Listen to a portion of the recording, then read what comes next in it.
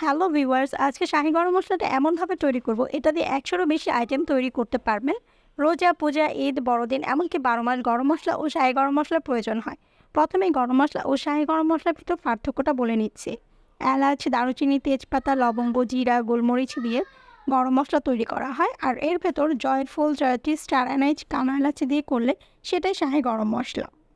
শাহি গরম মশলা তৈরির রেসিপি সহ কীভাবে তৈরি করলে পারফেক্ট হবে সেটাই আজকে শেয়ার করছি আপনাদের সাথে।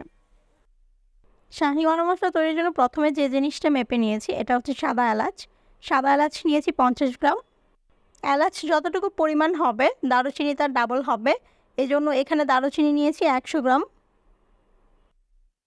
জয়ফল নিয়েছি 2টা, একটু বড় সাইজের। জয়ফল যতটুকু নিয়েছি জয়ত্রী তার সমপরিমাণ নিয়েছি। জিরা নিয়েছি সুপের চামচ দিয়ে 1 চামচ। বড় কালো এলাচ নিয়েছি 3টা। কালো এলাচের ফ্লেভারটা একটু স্ট্রং সাদা এলাচের থেকে। লবঙ্গ নিয়েছি 1 টিস্পুন। গোলমরিচ নিয়েছি সুপের চামচ দিয়ে 1 চামচ। তেজপাতা নিয়েছি এলাচের সমান 50 গ্রাম পরিমাণ। তেজপাতা আর জিরাটা খুব বেশি স্ট্রং ফ্লেভারটাকে একটু ব্যালেন্স করব। স্টার অ্যানাইস নিয়েছি একটা, এটার ফ্লেভারটা খুব স্ট্রং, এই জন্য স্টার অ্যানাইস এখানে একটা ইউজ করেছি। প্রথমে তেজপাতা আর দারুচিনিগুলোকে ধুয়ে পানিটা একটু ঝরিয়ে ড্রাই করে রেখেছিলাম। তেজপাতা আর দারুচিনিটা যেহেতু এখানে বড়, সেই জন্য এগুলোকে আমি ধুয়ে নিয়েছি। এগুলোর গায়ে অনেক ময়লা থাকে। এগুলোকে এখন ভেজে নিচ্ছি, আর এমনভাবে ভেজে নেব যাতে ভেতর থেকে ক্রিস্পি হবে কিন্তু কালারটা চেঞ্জ হবে না। মশলাগুলোকে একটু ভেজে নিলে গ্রাইন্ড করতে সুবিধা হয়, আর এর সাথে ফ্লেভারটাও খুব ভালো আসে। খুব বেশি ভেজে নেওয়ার প্রয়োজন নেই। যখন এগুলো ড্রাই হয়ে গেছে, মানে মচমচ করছে দেখে বোঝা যাচ্ছে, তখন এই পর্যায়ে এটাকে নামিয়ে ফেলছি। একটু ঠান্ডা করে নিচ্ছি, তারপর এটিকে গ্রাইন্ড করব। এখানে প্রথমে দিয়ে দিচ্ছি এলাচ।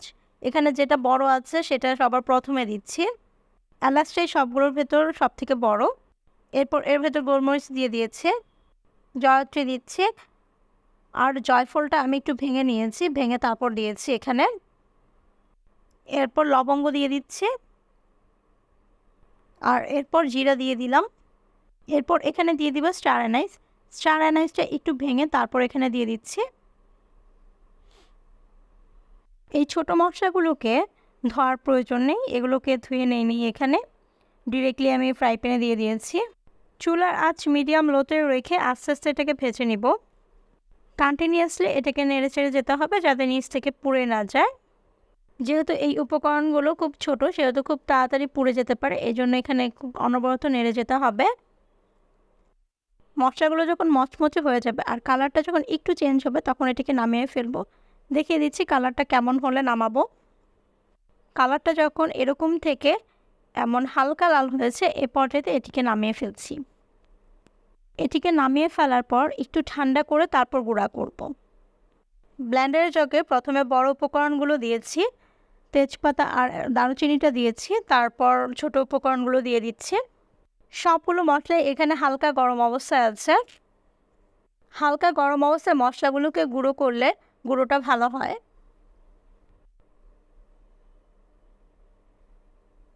এখন এই মশলাগুলোকে গুঁড়ো করে নিচ্ছি।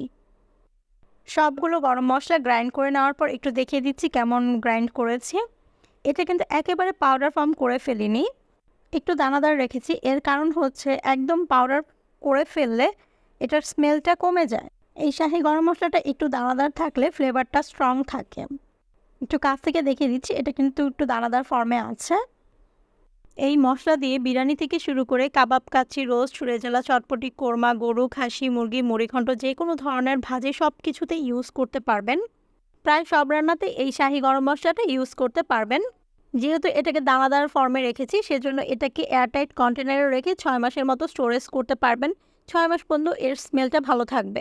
আর পাউডার ফর্ম করে নিলে এটা কিন্তু 2 থেকে 3 মাস পরে এর ফ্লেভারটা কমে যেতে শুরু করবে। আশা করি এই শাহি গরম মশলার রেসিপিটি আপনাদের ভালো লেগেছে। এতক্ষণ সাথে থাকার জন্য ধন্যবাদ।